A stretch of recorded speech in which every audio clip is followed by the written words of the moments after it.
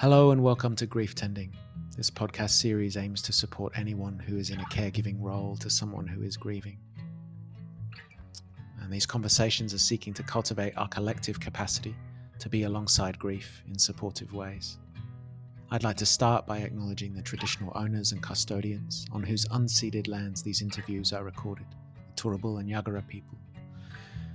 I'd like to acknowledge their ongoing connection to land, waters and culture, and to pay respects to elders past, present and emerging, as well as extending respects to any Aboriginal and Torres Strait Islander listeners.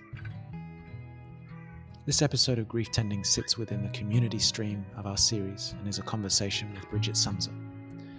Bridget is a licensed clinical social worker and part of the mental health team of palliative care practitioners, who between them have more than 100 years combined experience in clinical care. Bridget became a social worker to help people living with serious illness. Over the course of the last 10 years, she has worked across settings, providing support and companionship to patients, families, community members, and providers. In addition to her clinical work, Bridget is also a writer and educator, and she edited Palliative Care, a Guide for Health Social Workers, which was published by Oxford University Press in 2019. Her practice is rooted in a commitment to social justice and understanding illness and caregiving within the context of a unique life. Above all, she seeks to promote connection and well-being. This episode sits within the community stream of our series and is titled On Expecting Grief: Skills of Perception and Preparation. In this conversation with social worker Bridget Sumser, we discuss the ways in which it can be helpful for supporters, people caring for people who are grieving or living with serious illness, to highlight or acknowledge the many layers of loss that can exist during someone's experience of illness that might sit off to the sidelines or be put in the background in the kind of ongoing busyness of adjustment, the tasks of continual adjustment to someone's physical capacities or where they're able to sleep or to live, or how much capacity they have for daily tasks or things that they have been passionate about in their life. That actually, while some of the logistical tasks and adjustments can take place quite quickly, they might bring with them layers of loss and grief that might not often be acknowledged, and that acknowledgement can be a really helpful thing to help people feel witnessed and seen, and for grief to be appreciated in the presence of illness.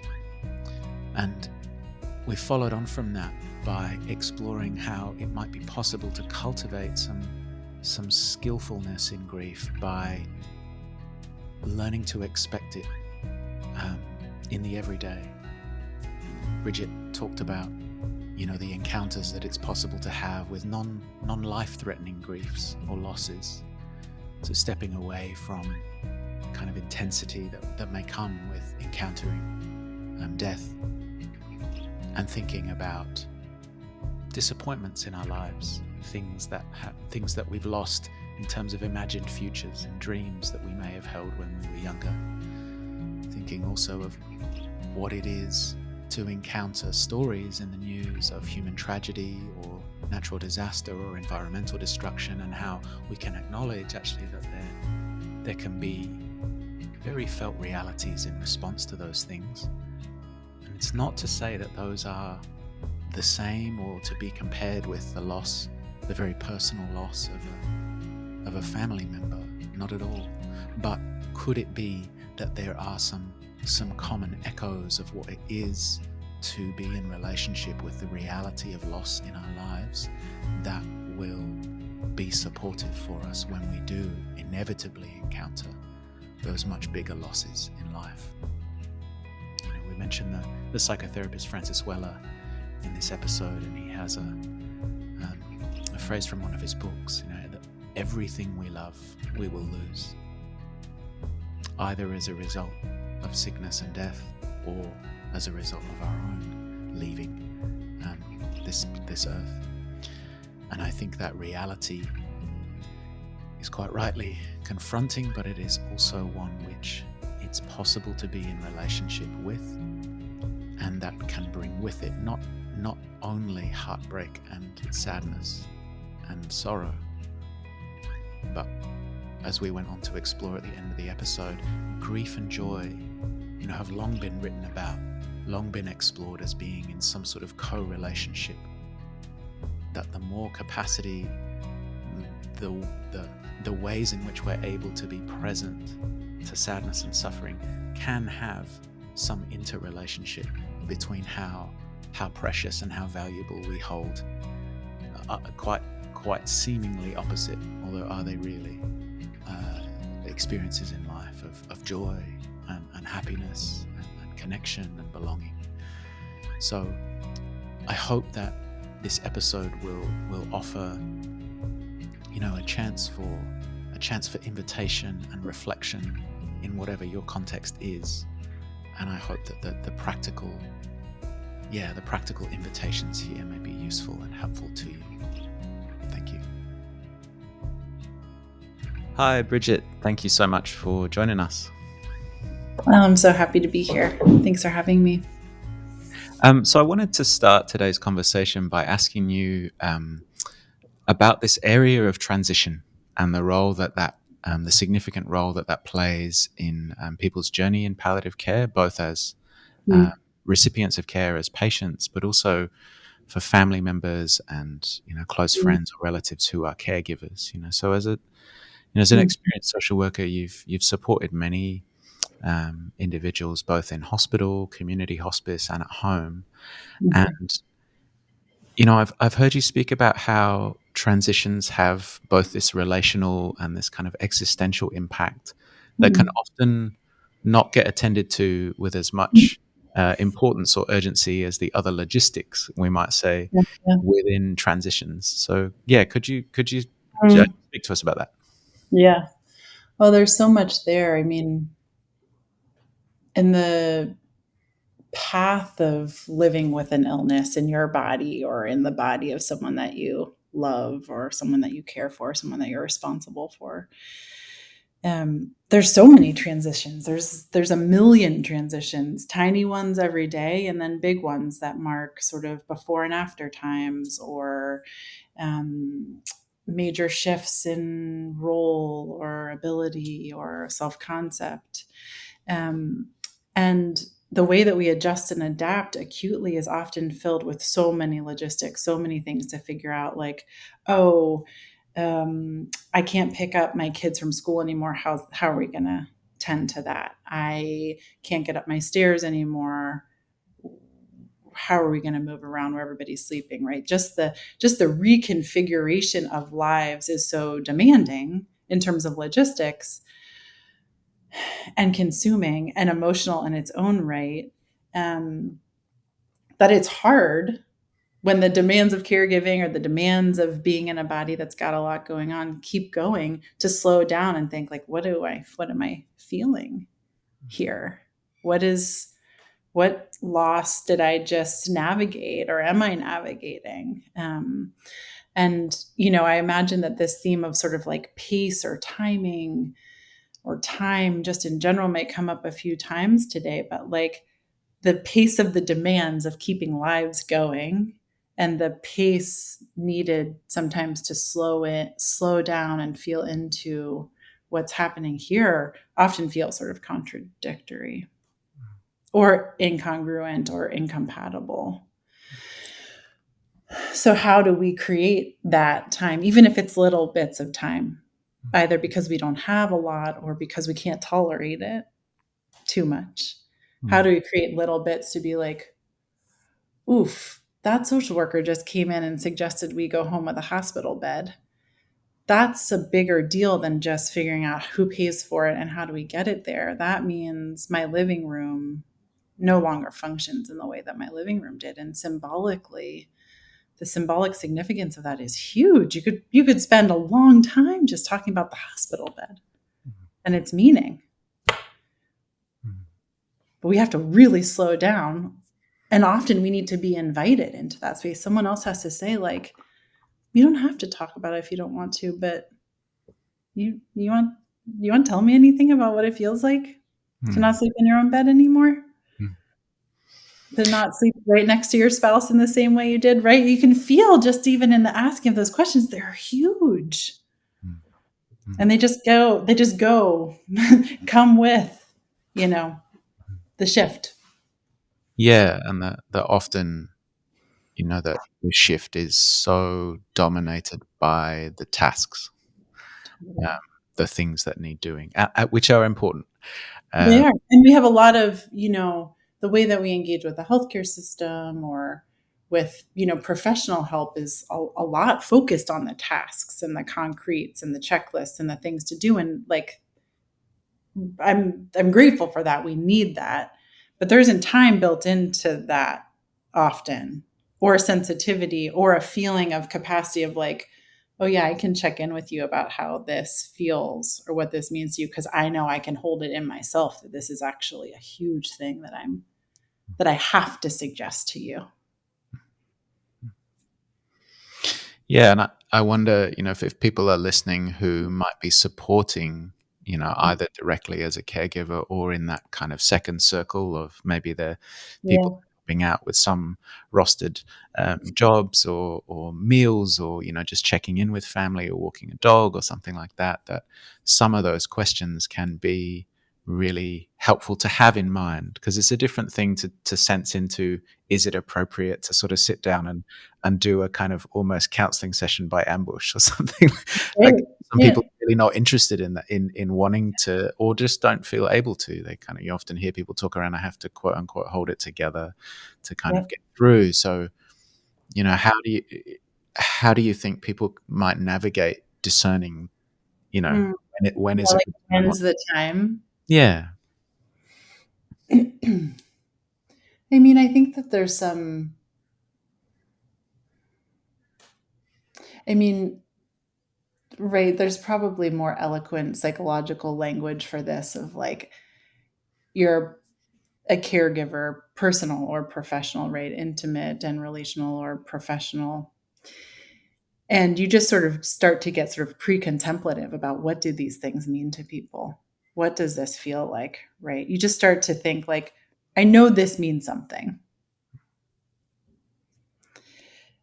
And over time, as you like let that sort of simmer and build, I think some comfort builds or some intuition builds or some listening builds where you're like, I don't know why, but I just feel like I need to slow down and sit down and ask this person, like, hey, I just gave you a ton of information. It made a lot of suggestions about changes to your home. That can feel kind of heavy for people. I'm here with you if you want to talk about that at all. Mm, And part of stepping into that space and like throwing out an idea or naming a feeling for somebody is an okayness that you might be wrong, right? People really worry about that. Like, really worry about naming a feeling or naming an emotion or naming a response incorrectly. Um, but if you name something and you actually get information from the person back that it's wrong, how amazing, because they've just told you actually how they feel. mm, So I've said, oh man, it just seems like it could be really sad to not sleep with your partner anymore. And they're like, I don't care about that. I love the view from my bedroom window. I'm yeah. not sad. I'm furious that I can't get up those stairs. Like, oh my God, amazing. We just got right to what is actually happening for that person. Like, it's a good risk to take, even though we can feel so worried that, like, what we will do is offend or shut down a conversation by naming something wrong. Mm. Yeah, particularly as a starting point, I think if the inquiry is genuine, but also has an ability to hold the questions lightly, perhaps, and Yeah. just um, Yeah. be open to being wrong. It's like a way of sense checking to start, so someone can say, "Is it like this, or is it more like Yeah. this?"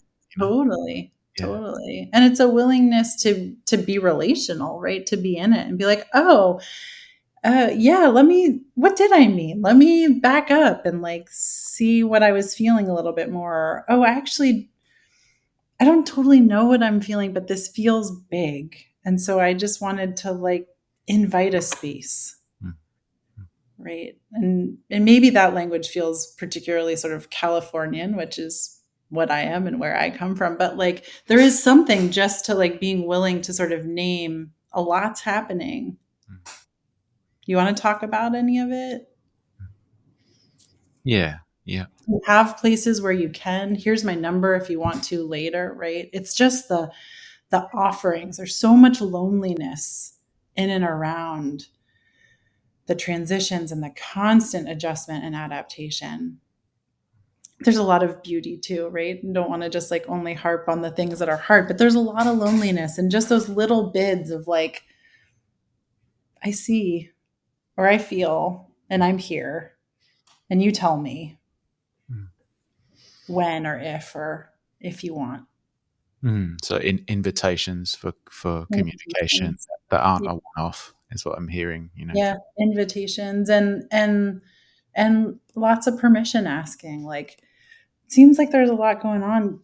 Can I ask you a few questions about it or do you want to talk about it? Would you tell me more? Giving people the opportunity to say like I don't want to do that Mm. now or with you or in this room with this hospital gown on or Yeah. whatever the context might be. Yeah. Yeah. And in the vastness of all of those transitions, Yeah. I've heard you speak about the way in which grief can show up, especially for someone, say, the person that, with illness experiencing real shifts in their identity. This particularly this one stood out to me where you said like someone who is an avid gardener or a keen gardener whose mobility is then reduced is not able to. And I found my mind wandering onto this idea of maybe caregivers assuming, oh, well, this person will want to sit and face the garden because they love their garden, where Right. that Totally. actually, if they're not able to engage with that anymore, and you assume that, it could actually be quite a difficult thing for them, because Right. they're not able to engage with that in the same way. So kind of, how do you think people can make space for the grief that can come from so many different directions and so many subtle ways? Yeah, it's such a beautiful question as you're just sort of I mean, I don't know. I could see so clearly someone being sort of just like positioned to look at their garden, right? And that aching of just like, someone else could sit there and be like, oh, yeah, this is beautiful. And look at the bees and look what I created. And this is amazing. And I don't want to be anywhere else. And someone else could just be like, bereft in like, I can't touch this thing. I don't have access to this sensory experience, this physicality. So important to me, this autonomy or agency. It's just so dynamic and rich. I think we make space for the myriad experiences. It's not simple. So I don't mean to say like just or simply, but by expecting grief. Mm. We're there's no good way to make blanket statements because there's so much cultural richness around grieving and mourning, and it lives in so many different ways for each of us and for us as members of different groups. And we get large cultural messages around like grief is something that you experience after someone dies and very little large collective um, encouragement to recognize the grief that you can see all the time, every day, even if you're in a healthy body and you're not caring for someone else who's ill. Right? The grief that's possible to feel when you read the news about in the United States another mass shooting, right? So the act of in our minds and in our hearts, like being interested in looking for grief, expecting it, being curious about it, not thinking that it's like an acute reaction to like a very sort of blunt happening, but actually this like, pixelated, fluid thing that's kind of around all the time, the more that we like kind of come to like expect that and be curious and look for it, then I think we have more space for the like very different experiences of it that exist at one time. And I think it makes me just think about this other sort of tangential piece that's so powerful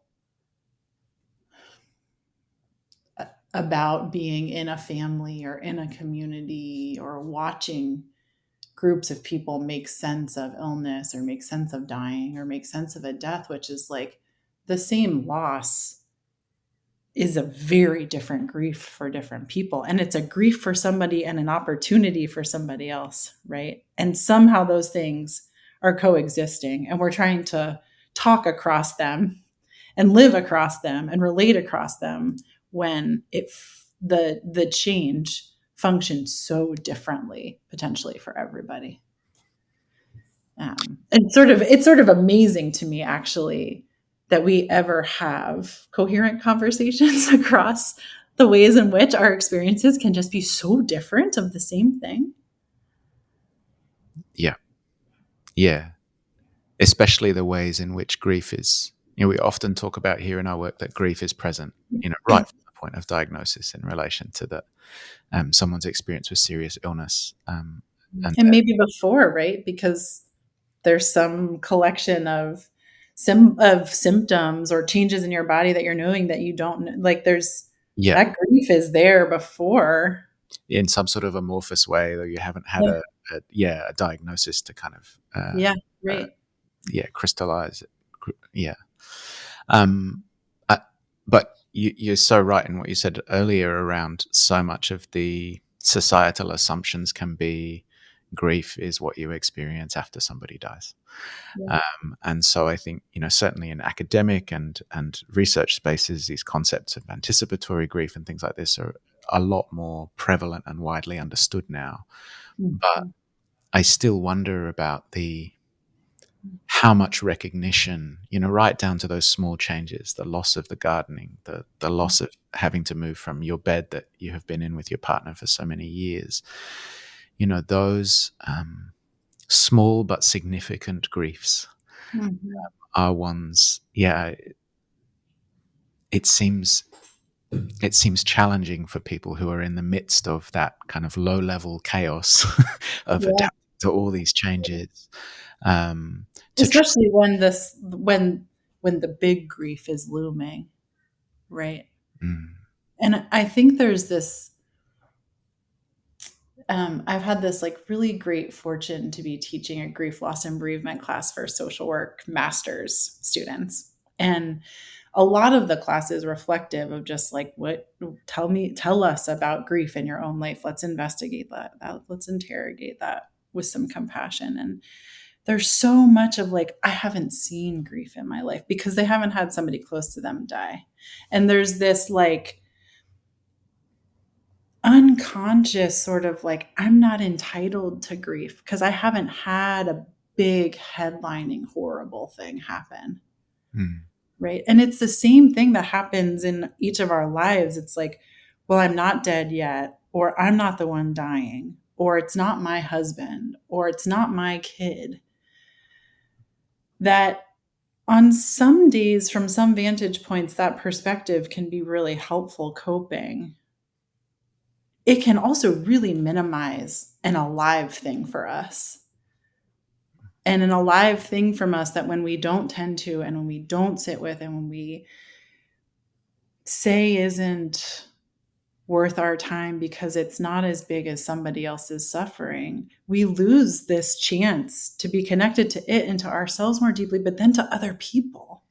mm, mm, Right. And we do this like suffering Olympics stuff, but then we miss out on a chance to like really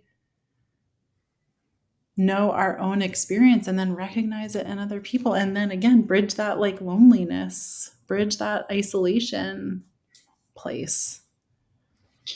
yeah, there's something in what you're saying there that links to me to that earlier piece around expecting grief, and Yeah. it's like almost expect grief, but then expect that grief will provide an opportunity for expansion or for change Yeah. in us as well. And Yeah. I think the importance of that for people who might be on the second or third circles, if the person with illness is right at the center and you've got their immediate circle around, and then those second and third circles of care, people can feel, I don't know, conflicted maybe about around feeling too much about Mm. that because, well, Yeah. this isn't quote unquote my grief. And I think it's absolutely appropriate people have some insight and don't direct, if they're further out, don't direct those feelings, take up airtime from people who are who are further in into attending to the Totally. immediate tasks. But Yeah. that doesn't mean that those things shouldn't be attended to also. And that Right. actually the doing of that from those circles further out can be this very real time education and experiential opportunity to be in that kind of Mhm. expandedness. Yeah, Maybe. the humanness of it, right? Yeah. It's like, it's such a reasonable and time-tested protection to be like, it's not happening to me. And in a professional setting, right, we have to hold that in order to like be respectful of the power dynamics and really focus on like whose experience we're here to tend to. But when you walk out of that room or you leave that encounter, you move away from that space, we got to come back to it somehow, right? Otherwise we lose the thread. And I think it's very much not sustainable. You can't actually have close contact with the realness of this space and not negotiate it in yourself somehow if you want to stay in it. Mm. And, I'll have like a mentee or something, like a early social work, someone sort of early in their career come and they'll be talking about folks that they're caring for and the emotion there. And they'll say like, and I'm just, I just remind myself, like, I'm not sick. Like it's not happening to me. So I'm having an okay day. And it's always a funny thing to wrestle with as a supporter to them in that space of like, it doesn't matter that you're not sick. You're also having an experience of this. There is also an opportunity for awareness about your own mortality, for the awareness of the preciousness of your life, of the awareness of the breathtaking lack of control we have sometimes. Mm. And yes, let's be grateful for our health while we have it, absolutely. But not as a tool to quiet or distract from or silence this thing that actually keeps us connected, I think, or makes a different kind of connection possible. Yes. Yes, absolutely. And that it reminds me in another episode, a researcher was talking about looking into self care, particularly for professionals in healthcare, and how Mhm. so commonly that those sorts of threads you are naming can be shut down or self-policed because they register as selfish. Um, Yeah. so we were, speaking about the uniqueness of grief and the way that that will show up in people's lives. Grief, like love, will have qualities and aspects in the ways that it presents in someone's life and in their families that is interwoven with the webs of relationships and interconnections and wounds and roles that people have held, both the person who's dying and then the bereaved family, friends, community around them. And if people are wondering around ways to start to, maybe if it's even like bracingly like, oh, expect grief. I don't that much. If people are like, well, if I was to start, Mhm. maybe somewhat reluctantly, looking towards expecting grief or starting to turn towards cultivating an openness to that capacity. Yeah. What are some of the things that you think could be helpful for people as in maybe either listening to this conversation or Yeah. reflecting on their own roles in care networks? You know, many spiritual teachers and traditions will talk about this and say it much more eloquently than me. Um, but something I really believe in my own life, in my own practice of this, is that grief and joy are, two sides of the same thing. And the thing isn't two-sided, right? But they exist in relationship to one another, I think. And the more we know one, I think the more that we can know the other. And that is a buoy for me when I am real deep on the grief side of things, that like the potential there, not like, oh, I'm just going to have this really horrific experience and then, real quickly I'm going to feel the other side of it. But as a human, my potential, my capacity for depth goes in both directions. And just sort of philosophically and emotionally, that's a North Star for me. Um, and, for me personally, there was at some point in my life where I was like, oh, I'm actually just like a lot more comfortable on the grief side of thing. It's actually work for me to like kind of sit in the other side more, in the joy side, with the brightness and the light and the awe and the potential. Um, uh, and that's a bigger conversation for another time, maybe a more personal podcast. But like, we all have different levels of comfort with each side. There's some folks that are like, oh, positive and happy and joyful, easier for me, like to live there. Grief stuff, scarier. Other people can move really fluidly between the two. But I think for me, a hope is an ability to move between the two, and a real belief is that the more I know one, the more I can know the other.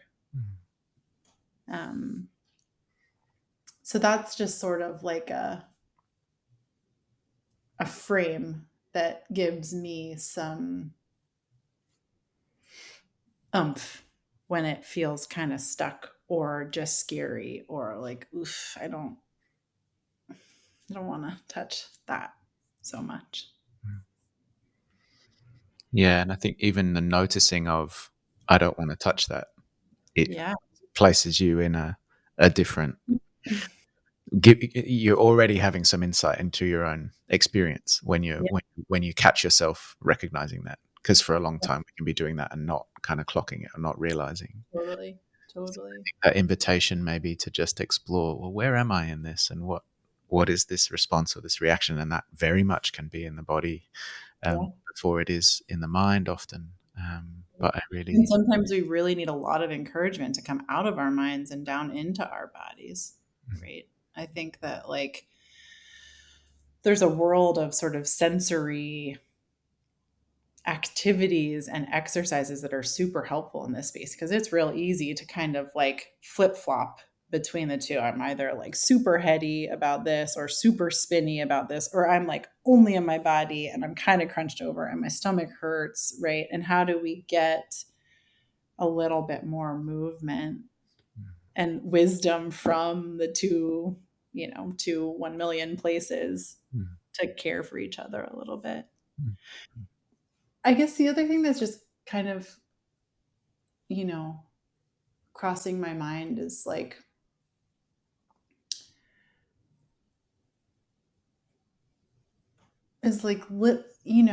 like low hanging fruit. I think sometimes there's this like something happens and somebody starts to get like really interested in sort of grief or dying or death, whether it's like because something's actually happening in their life or something has brought just like an awareness, and they're like, I want to understand more about this and dive like, it's like, oh, we don't think about grief or talk about grief, but then we're just going to like dive into the deep end right. of trying to manage it. And that's either because we do that to ourselves or because something happens in our life that demands it. But maybe there's this world where like in expecting grief to like, make that a little bit more concrete. It's like grief is possible when what we expected to happen doesn't happen. The life we assumed we would have, the future we assumed we have, doesn't happen. And that doesn't have to be like, I'm not going to live for very much longer. That could be like, um, I thought I was going to live in San Francisco, but actually, it is not an affordable place to raise a family, and I don't know how I'll navigate that. I don't know how to push. I don't know how to contort myself into function to living in this place where the cost of living is just so high, right? Like that, there is a future life here that I could imagine or see, and it doesn't feel attainable anymore, and there is grief in that. So holding, recognizing, giving griefy language to transitions that are not life threatening or threatening the lives of someone that we love or that we can't imagine living without is a little bit more palpable.